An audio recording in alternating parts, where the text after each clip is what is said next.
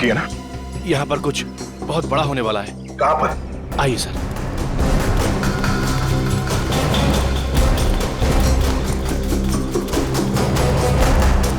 Sir, इस तरफ है वो लोग।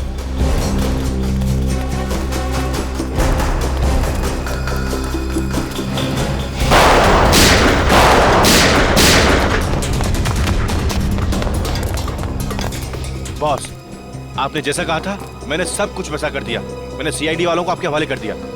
अब मैं जाऊं? काम खत्म, आज भी खत्म।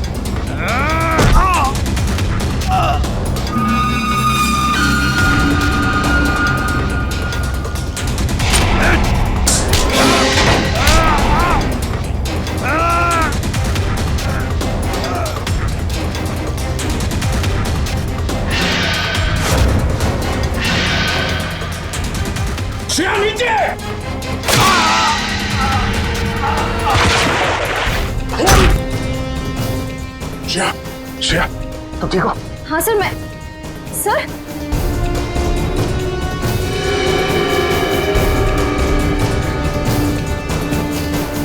सर आपको इतना खून निकल रहा है?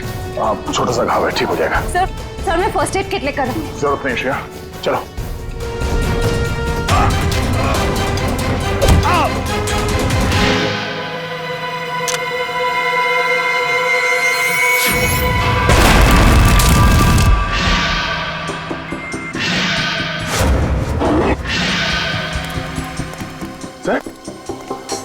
क्या हुआ?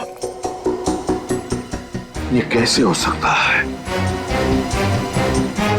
दया, ये कैसे हो सकता है?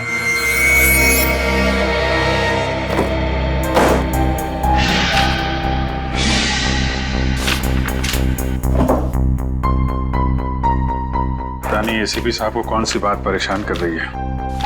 कुछ बता भी नहीं रहे। सर, मैं पूछ के देखूं? अरे नहीं नहीं, मूड खराब है, डांट देंगे।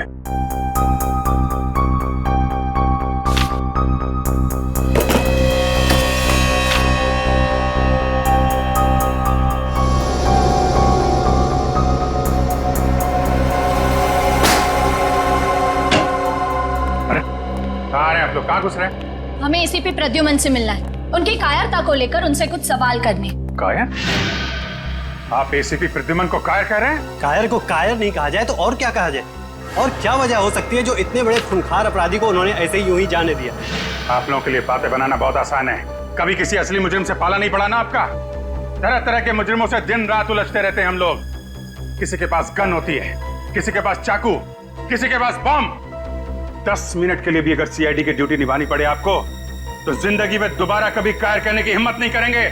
चलिए मान लेते हैं कि एसीपी प्रद्युमन कायर नहीं है, तो क्या वो अपराधी के हाथों बिक चुके हैं? आखिर कितनी कीमत ली है उन्होंने उस अपराधी को आजाद करने की? बकवास बंद करिए, उल्टे सीधे इल्जाम मत लगाइए एसीपी पे। आप तो सर ऐसे भड़क रहे हैं जैसे आपके ऊपर ही इल्जाम लगाया जा रहा हो। कहीं एसपी साहब के साथ आप भी शामिल तो नहीं है रिश्वत लेने में? बाहर जाओ आप लोग। बेफजूल सवालों का जवाब देना मैं जरूरी नहीं समझता। सर, जवाब तो आपको देना होगा, क्योंकि इस देश की जनता को पूरा अधिकार है ये जानने का कि जिस सीआईडी पर वो इतना भरोसा करते हैं, उस सीआईडी को कहीं जंग तो नहीं लग गया। सीआईडी को कभी जंग नहीं लग सकता, समझे आप लोग। इस देश की जनता हर रात निश्चिंत होकर इसलिए सोती है क्योंकि उन्हें पूरा विश्वास है कि जब तक ये सीआईडी है उनकी जान को कोई खतरा नहीं हो सकता। लेकिन आप लोग जो है ना, जनता की आड़ लेकर अंधेरे में तीर चलाते हैं। अंधेरे में जाइए आप लोग, प्लीज जाइए।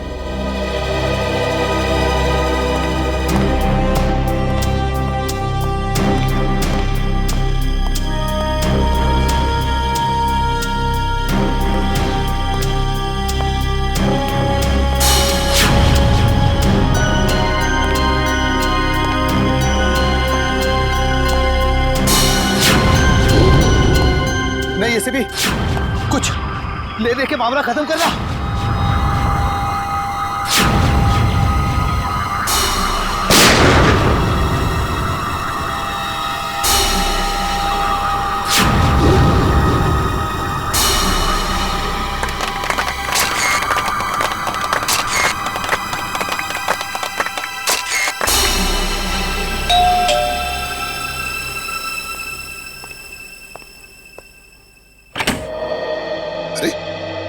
दया, अभिजीत, तुम दोनों इस वक्त? सॉरी सर, शायद हम लोगों को फोन करके आना चाहिए था। अरे नहीं नहीं अभिजीत, कैसी बातें करते हो? बताओ क्या बात? सर, हमारे यहाँ आने की वजह शायद आपको पता चल गई होगी। आज हुई मुठभेड़ के बाद आपके चेहरे पे एक अजीब सी परेशानी देखी थी सर, एक अजीब सा सवाल, जैसे कोई पहेली हो जो आपको बहुत परेशान कर रही। तुम दोनों को रतन याद है? रतन जकोटा। रतन जकोटा? वो मुजरिम जिसे आपने मारा था 5-6 साल पहले? हाँ अभिजीत, वही रतन जकोटा। आज जिसके साथ मुठभेड़ हुई वो उसी के साथ हुई, उस रतन जकोटा के साथ। मरे हुए आदमी के साथ मुठभेड़?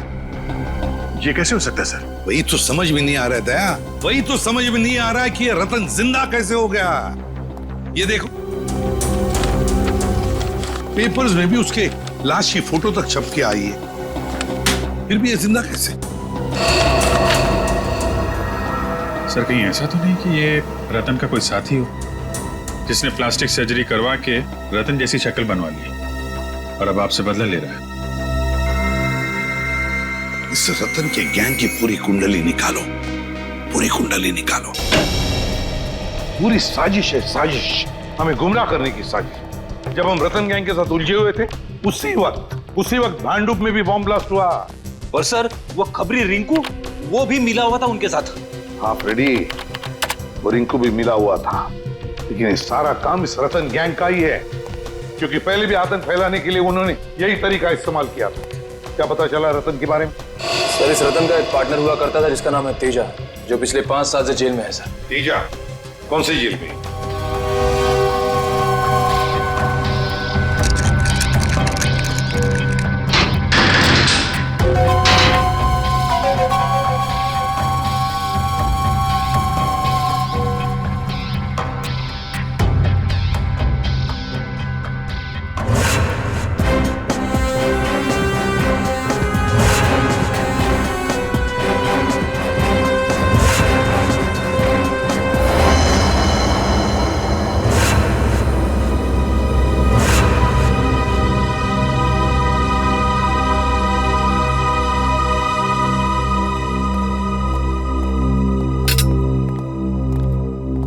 सर, ये है मिस्टर बलवंत, तेजा के वकील।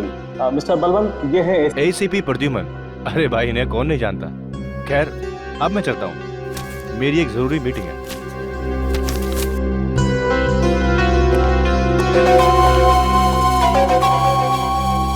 कहिए एसीपी साहब, आज सीआईडी को मेरी याद कैसे आ गई?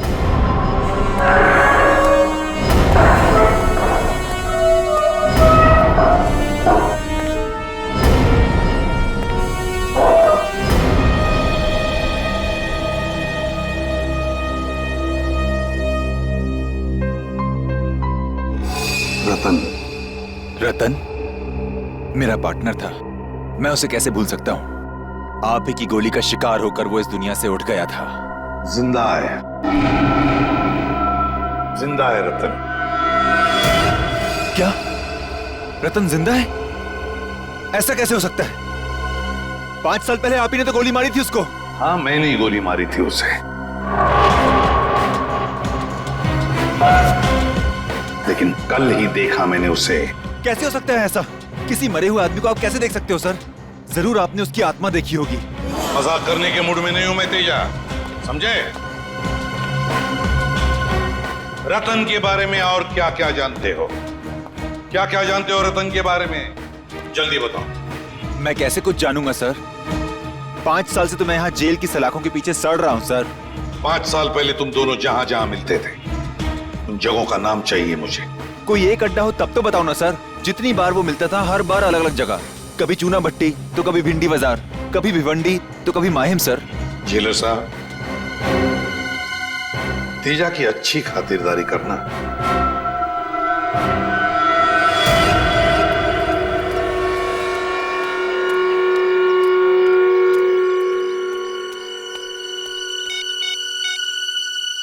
आज सीआईडी आई थी तेजा से मिलने। कुछ गड़बड़ लग रही है। अच्छा हुआ उस दिन फोन कट गया, ये मैं तो फंस जाता। बाद में बात करते हैं, ठीक है? सर आप चाय पियेंगे? पियेंगे नहीं, पिलाएंगे। चाय जेल की तुम्हें हैं? बता क्या चक्कर है तेरा तेजा के साथ? कुछ नहीं साहब, बस मैं तो। चुप! तेजा का नाम लेकर किससे बातें हो रही थी? 2 दिन पहले मेरे मोबाइल पे किसी का फोन आया था, कह रहा था तेजा से बात कराओ।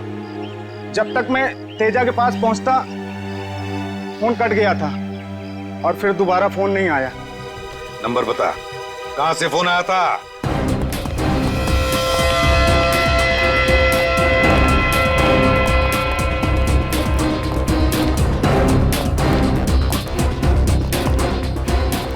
इसी तरफ फोन ट्रेस हुआ है सर।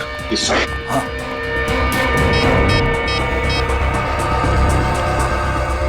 अभिजीत, जिस आदमी ने चाय वाले को फोन किया था उसका फोन गोदाम नंबर 22 पर ट्रेस हुआ है। हाँ, जल्दी आना, जल्दी।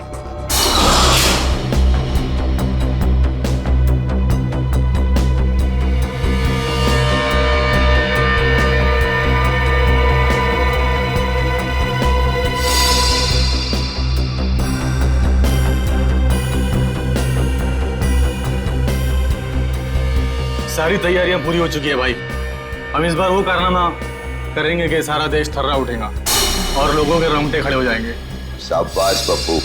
2 दिन बाद अखबार में बस एक ही हेडलाइन होनी चाहिए कि सारा शहर बॉम्ब के धमाके से थर्रा उठा। फ्रेडी, यहाँ पर बॉम्ब ब्लास्ट होने की प्लानिंग चल रही है।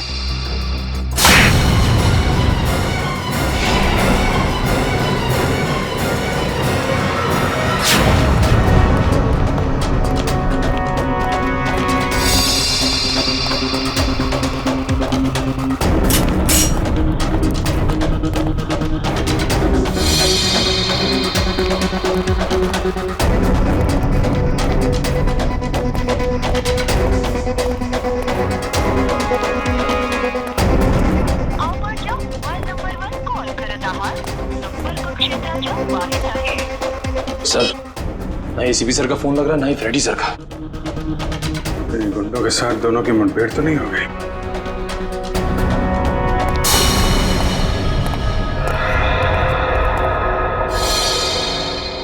पूरा एरिया अच्छी तरीके से चेक करो।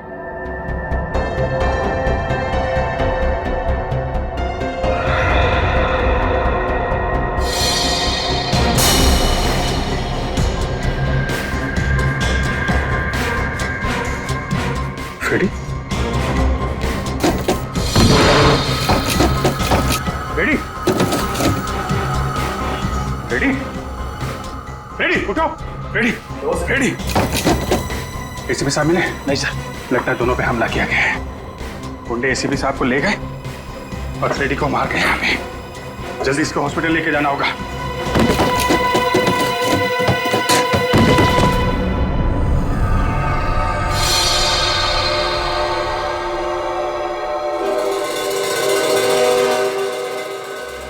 खुद पे शर्म आ रही है मुझे सर। मैं एसीपी सर के साथ था, फिर भी उनकी रक्षा नहीं कर पाया। पता नहीं वो गुंडे उन्हें कहां ले गए होंगे। खुद को दोष देने का क्या फायदा फ्रेडी? अच्छा जरा याद करो, बेहोश होने से पहले तुमने गुंडों की कोई बातचीत सुनी थी? किसी जगह का नाम लिया हो उन्होंने जहां वो एसीपी सर को ले जा सकते हैं? नहीं सर।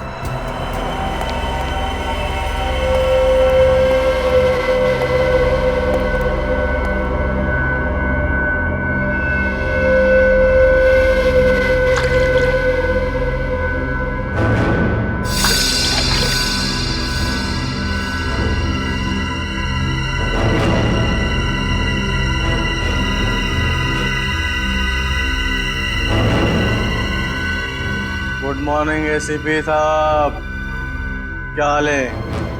नींद तो अच्छी आई? अरे पप्पू जा एसीपी साहब के लिए पैटी लेके आ।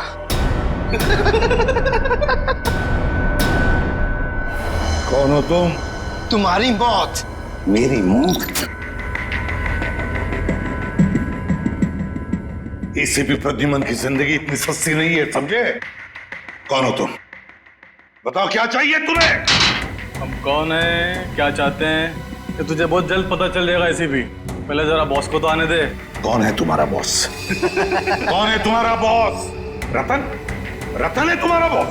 अरे इतनी भी क्या जल्दी है जानने की एसीपी साहब, अभी तो फिल्म का इंटरवल हुआ है। विलन कौन है ये तुझे क्लाइमेक्स में पता चल। फिल्म खत्म होने से पहले ही विलन खत्म हो जाएगा, समझे? रस्सी चल गई मगर तेरा बल नहीं गया एसीपी। बहुत हेगड़ी है एसीपी में। हम ही निकालेंगे।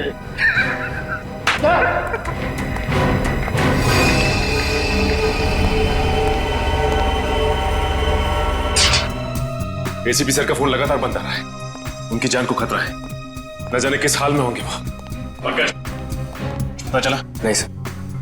सर, रतन के बारे में खास बात पता चली है। क्या? 8 साल पहले 2005 में रतन पिंजरपुर जेल में था। वहां के जेलर ने बताया कि उसे किडनी की बीमारी है और उसे हर हफ्ते डायलिसिस की जरूरत पड़ती है। डायलिसिस? इसका मतलब जेल से निकलने के बाद भी इलाज के लिए वो किसी न किसी डॉक्टर से जरूर मिलता होगा। निखिल, शहर के हर किडनी स्पेशलिस्ट से मिलो, पूछताछ करो। हमें जल्द से जल्द रतन तक पहुंचना है। रतन को ढूंढने में आपको सिर्फ एक ही आदमी मदद कर सकता है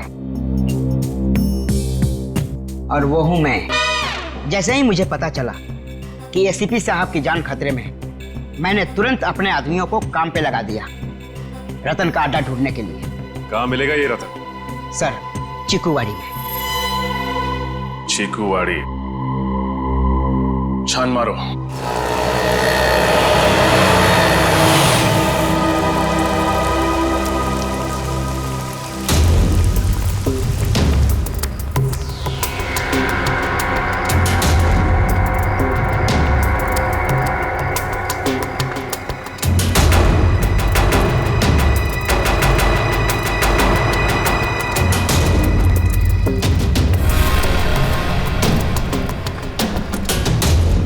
सर, ये अड्डा तो काफी बड़ा है।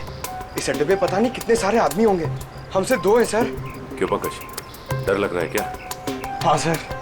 थोड़ा बहुत डर तो चलेगा, लेकिन याद रहे कि ये डर ड्यूटी के बीच नहीं आना चाहिए। तुम इधर देखो, मैं आगे देखता हूँ।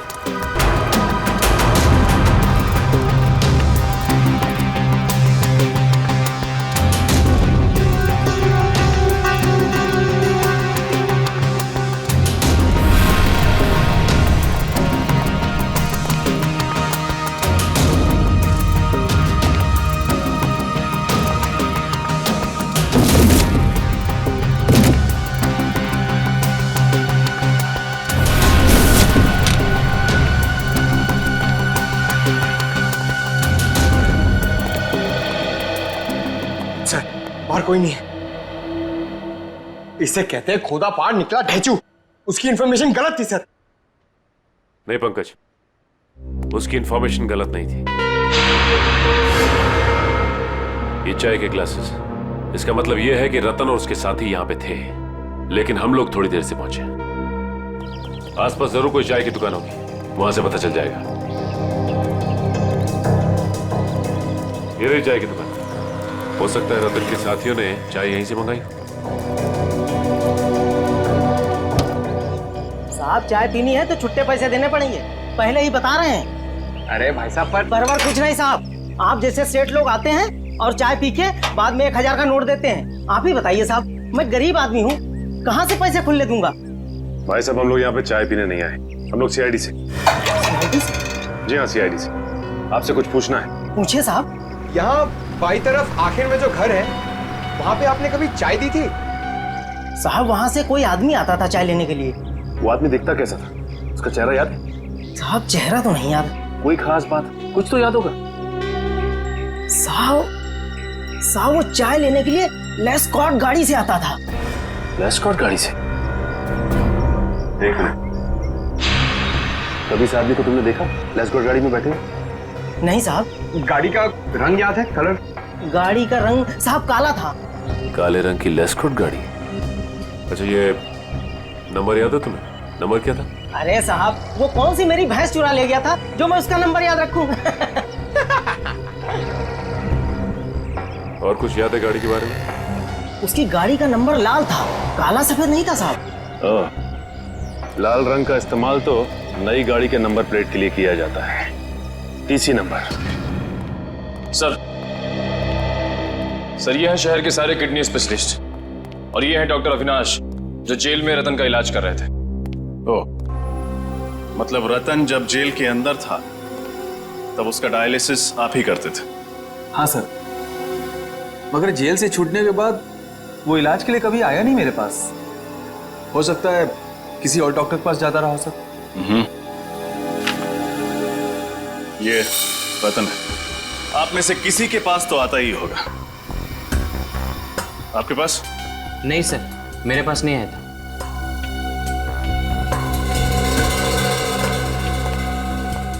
आपके पास? No sir.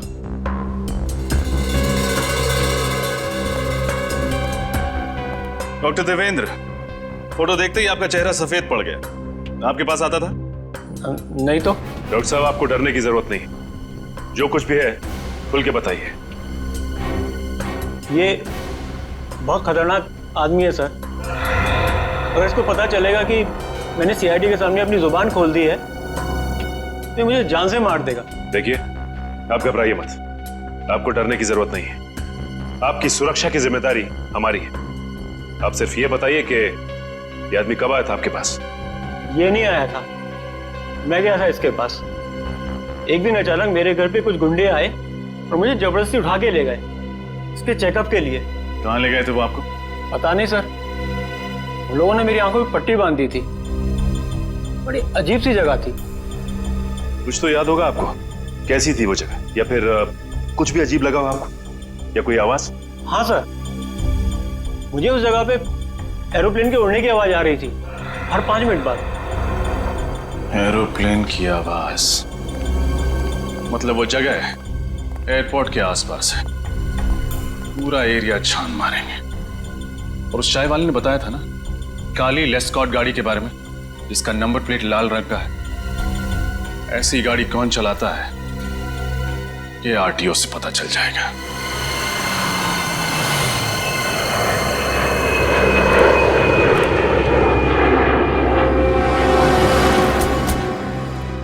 सर, एयरपोर्ट के पास तो बहुत सारी ऐसी खुफिया जगह होगी। रतन कहाँ छुपा होगा? चलो यहाँ देखते हैं।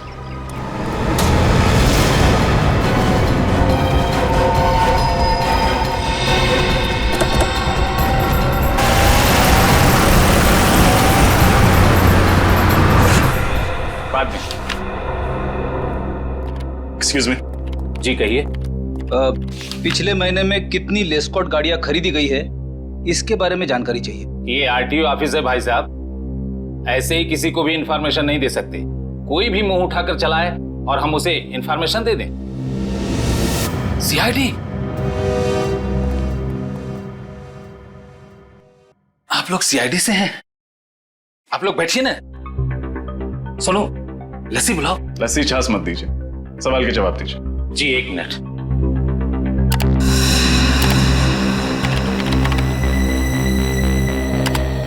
पिछले महीने में कुल 8 लेस्कॉट गाड़ियां खरीदी गई थी। 8? उनमें से काली रंग की कितनी थी? कुल 5 गाड़ियां थी मैडम। 5 काली लेस्कॉट गाड़ियां। ये पांचों गाड़ियां किस किस ने खरीदी हैं? राजीव, सरताज, आर्यन, बलवंत कुमार। बलवंत कुमार तो तेजा का लॉयर है ना, उसका केस लड़ रहा है। हाँ सर। इस बलवंत कुमार का एड्रेस क्या है? पूरा घर अच्छे से छान मारो।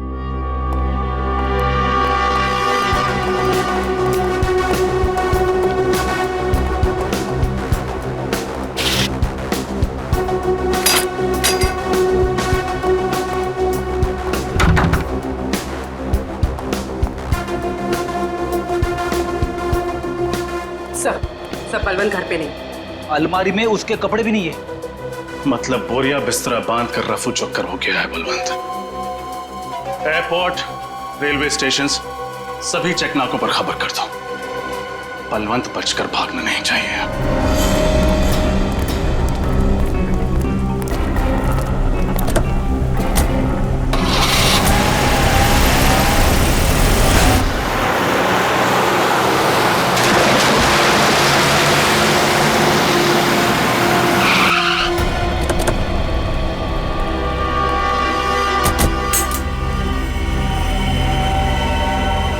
एक और सुनसान घर सर।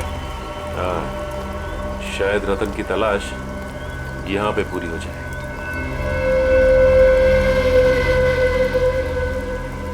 सर, दरवाजा तो खुला हुआ है। हाँ।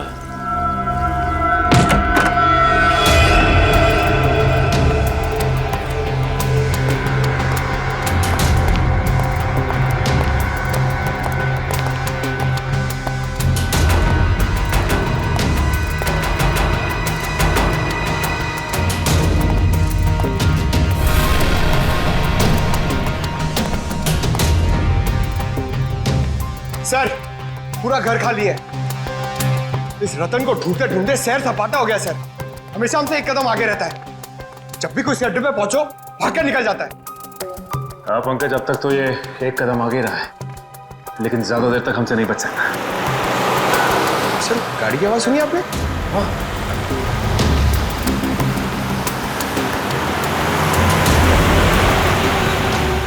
गाड़ी लेस्पॉट, ये गाड़ी तो उस वकील बलवंत की है। जरूर ये बलवंत रतन के बारे में जानता होगा। Hello Abhijit sir. शेर दहाड़ा तो नहीं ना? सीआईडी का शेर है, बहुत जोर जोर से दहाड़ा, मगर अब शांत बैठा है बेचारा। Very good. जब तक हमारा प्लान कामयाब नहीं हो जाता, इस शेर को ऐसी शांत बैठे रहने दो। एसीपी की शांति और हमारे बम का धमाका, क्या मस्त कॉम्बिनेशन है ना? बॉस, बम लगा दिया ना? हाँ, बस अब ब्लास्ट होने की देरी है। बम! लोग तो मरेंगे ही मरेंगे, देश की उम्मीद भी मर जाएगी।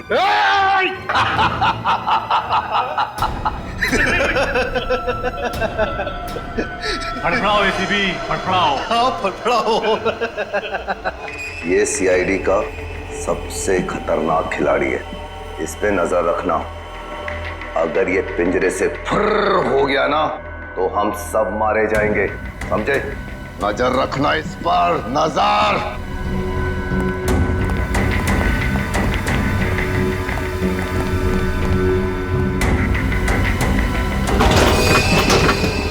कुछ ना कुछ तो करना ही होगा। किसी भी हालत में मुझे यहां से बाहर निकलना ही चाहिए, वरना तबाही मच जाएगी।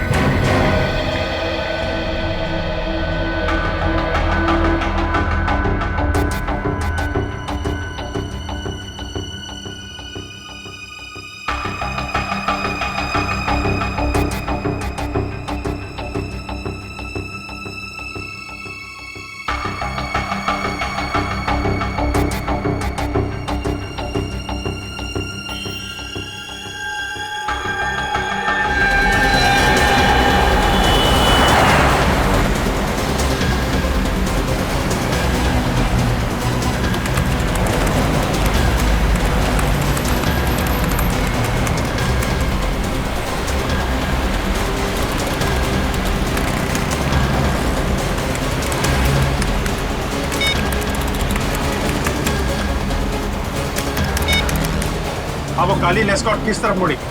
बंसी नगर की तरफ। बंसी नगर लो, बंसी नगर। उस गाड़ी के बारे में लगातार इन्फॉर्म करते रहो मुझे। Thank you very much.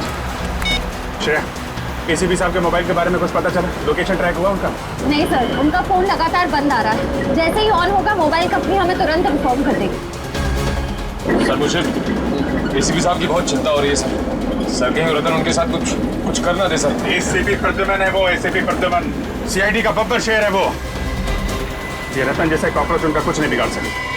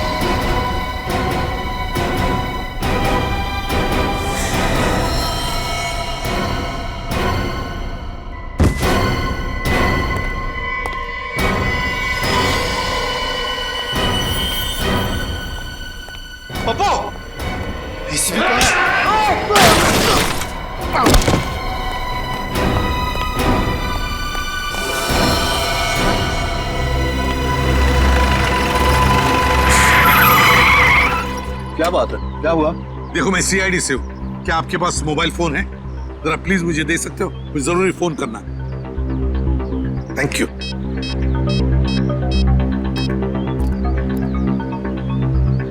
Hello Abhijit. Hello sir. Sir आप कहाँ हैं सर? मेरी बात ध्यान से सुनो। देखो शहर में एक बहुत बड़ा बॉम्ब ब्लास्ट होने वाला है। हजारों लोगों की जाने जा सकती है। किसी भी हालत में हमें ये ब्लास्ट रोकना ही होगा। Oh my God.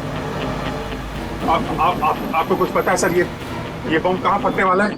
नहीं अभिजीत, मुझे पता नहीं कहाँ पर होगा ये ब्लास्ट, लेकिन इतना पता है कि एक बहुत बड़ा इवेंट होने वाला है जिसमें देश की बड़ी बड़ी हस्तियां आने वाली हैं। कुछ भी हो सकता है अभिजीत, पता लगाओ किसी भी हालत में कहाँ पर है ये बॉम्ब। मुझे आप 2 मिनट दीजिए, मैं पता करता हूँ ऐसा फंक्शन कहाँ पे होने वाला है। हाँ मैं तुम्हें बाद में फोन करता हूँ। ओके सर, अपना ख्याल रखिएगा सर। पता करो शहर में कितने बड़े फंक्शन होने वाले हैं, कहाँ पे होने वाले हैं, सबकी डिटेल्स निकालो। बॉम्ब का खतरा है उसमें।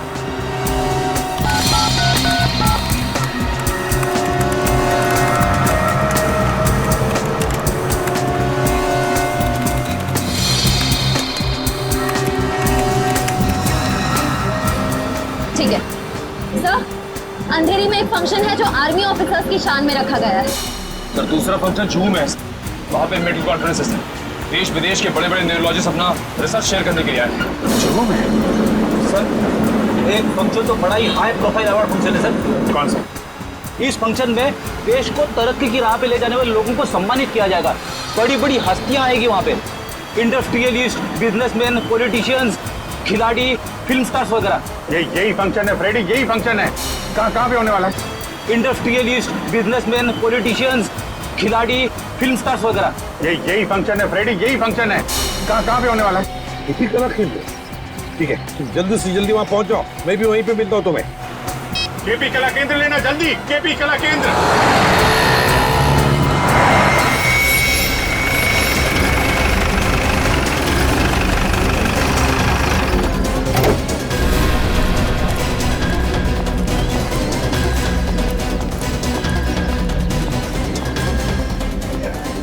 देखो हम लोग सीआईडी से, ऑडिटोरियम के अंदर बम है। मैनेजर कहाँ तुम्हारा? आइए। मैनेजर साहब। हाँ दीपक, क्या हुआ? सीआईडी ये लोग कह रहे हैं कि ऑडिटोरियम में बॉम्ब है सर। बॉम्ब? हाँ। कहीं ये काम उन इलेक्ट्रिशियन का तो नहीं? इलेक्ट्रिशियन? हाँ सर। कौन है वो? कल 4 इलेक्ट्रिशियन आए थे सर, बड़ा सा बॉक्स लेकर के। कह रहे थे कि मेकअप रूम के सारे इलेक्ट्रिक वायर्स चेक करने हैं। मुझे लग रहा है कि उन्होंने ये गड़बड़ की है। कहाँ? मेकअप रूम कहाँ? दिखाइए जरा। सर इधर है, आइए सर, इसी तरफ। कहाँ पे है? यही सर, यही वो।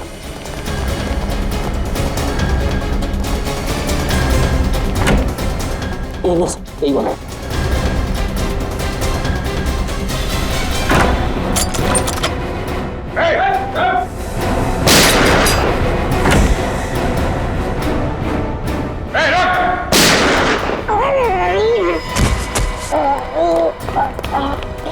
सीआईडी को फंसाएगा? बोल बोल बम कहाँ है? बोल। सर बम के बारे में कुछ भी नहीं पता सर, केवल इतना पता है कि 5:30 बजे बम फूटेगा। मैं तो बस बचने के लिए भाग रहा था सर। 5:10 20 मिनट है, लेके जाओ इसको। 20 मिनट में बॉम्ब को ढूंढ के उसको डिफ्यूज करना और ऑडिटोरियम में से इतने सारे लोगों को बाहर निकालना बड़ा मुश्किल लगा। कैसे होगा ये? 20 मिनट बहुत है फ्रेडी।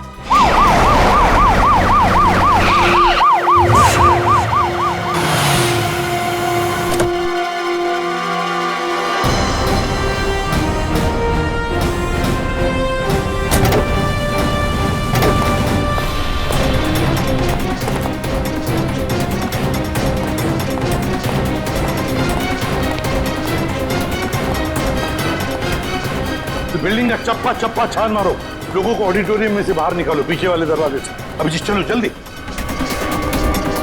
आइए इस तरफ राइट में, आराम से आराम से।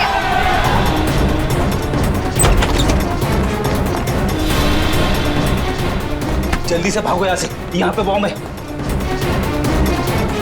उधर देखो, उधर। आइए प्लीज।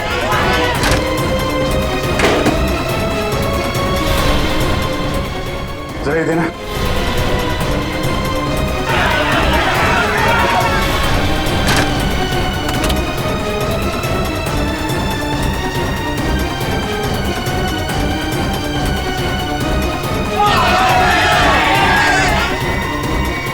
हाँ भाई, सब काम प्लान के मुताबिक चल रहा है। सीआईडी वालों ने इस देश को कई बॉम्ब के धमाकों से बचाया होगा, पर आज नहीं बचा पाएंगे। आज एक बार इस देश में फिर दिवाली होगी, आंसुओं की दिवाली।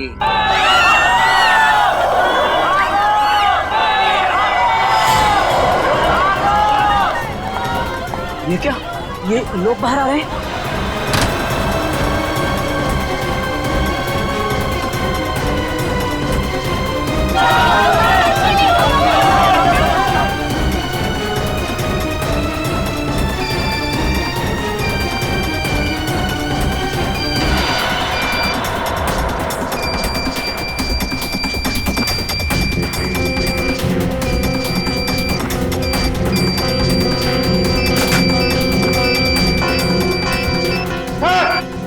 हाँ अभिजीत।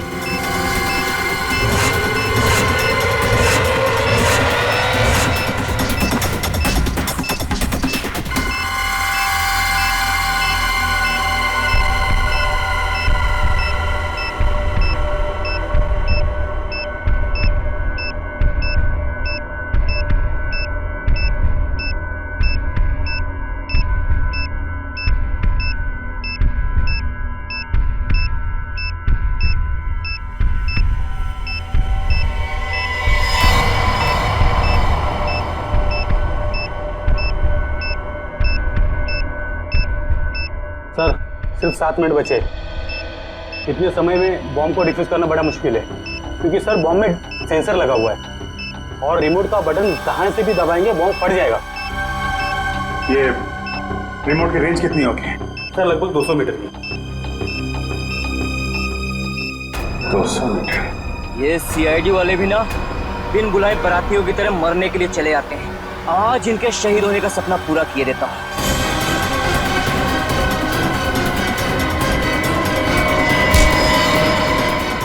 इस देश की नींव इतनी कमजोर नहीं कि तेरे जैसे हल्की हवा के झोंके उसे हिला सकें। बहुत फिक्र है तुझे इस देश की और इस देश में रहने वाले नागरिकों की। भले चाहे रिमोट छीन ले, अब 5:30 बजने में सिर्फ 3 मिनट रह गए, 3 मिनट, और दुनिया का कोई भी बॉम्ब स्क्वाड इस बॉम्ब को डिफ्यूज नहीं कर सकता। मारा। 3 मिनट है ना? 3 मिनट में तो तुझे मैं 30 बार ऊपर भेजूंगा। बोल, बॉम्ब कैसे डिफ्यूज करते? बोल। बॉम्ब के ऊपर लगी प्लेट को सुपर मैग्नेट से कनेक्ट करेंगे तो बॉम्ब का सर्किट ब्रेक हो जाएगा और डिफ्यूज हो जाएगा।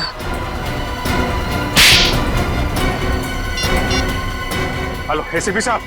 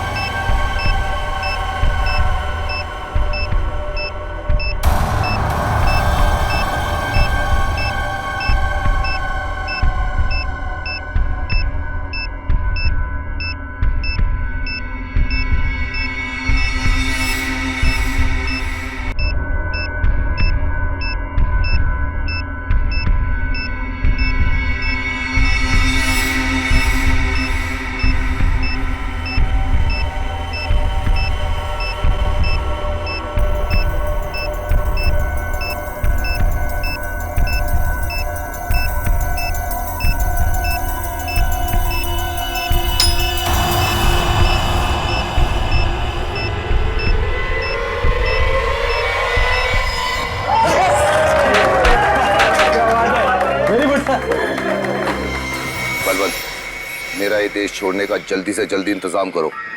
अभी तक तो बॉम्ब ब्लास्ट भी हो गया होगा। इस देश में 1 मिनट भी रहना मेरे लिए खतरे से खाली नहीं है। उसकी फिक्र तुम मत करो। ये रहा तुम्हारा बोर्डिंग पास और ये पासपोर्ट। अगले 3 घंटे में तुम्हारी फ्लाइट है जो तुम्हें यहाँ सीधा जिनेवा पहुंचाएगी। उसके बाद इस देश का कानून तुम तक कभी नहीं पहुंच पाएगा।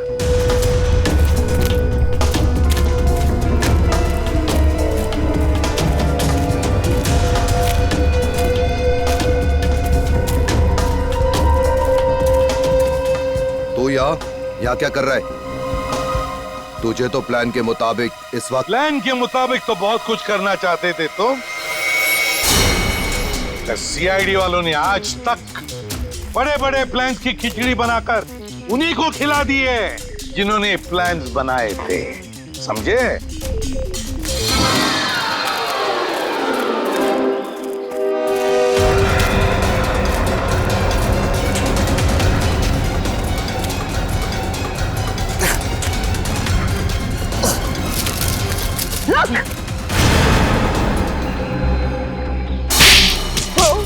कहाँ जा रहे हो बलवंत बाबू? कोर्ट नहीं जाना?